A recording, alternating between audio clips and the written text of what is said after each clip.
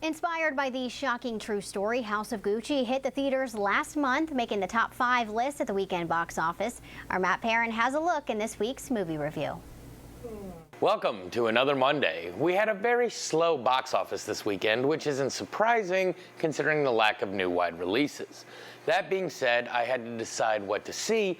Getting close to award season, I planned to go see Belfast, but with scheduling conflicts and location times, I decided to take in the film with the ensemble power cast and see who was going to steal the show and garner the Best Actor/Actress nominations this year.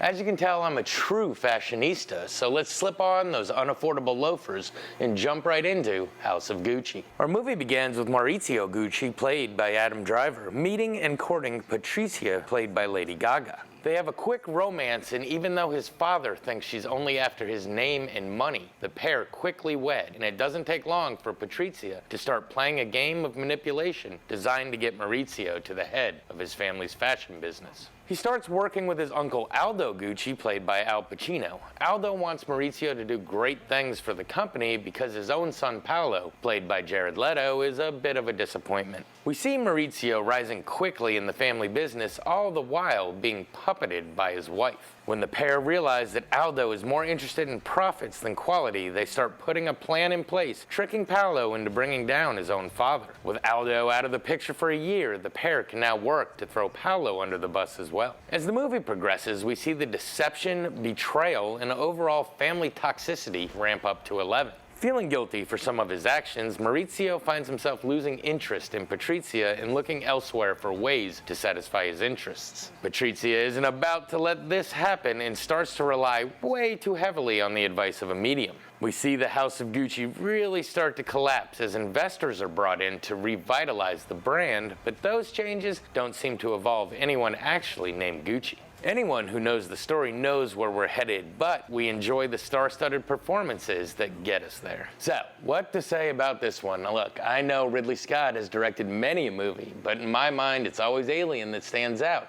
As a result, I found myself wondering, would I rather have to deal with a member of the Gucci family or a xenomorph?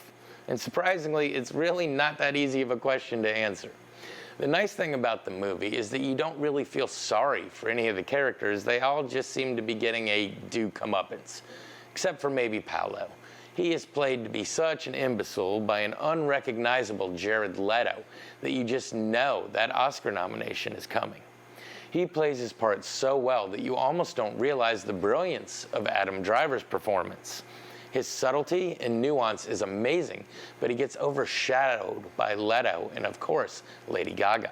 She's absolutely a scene stealer and amazingly stands out in this all-star cast, which really is no easy feat.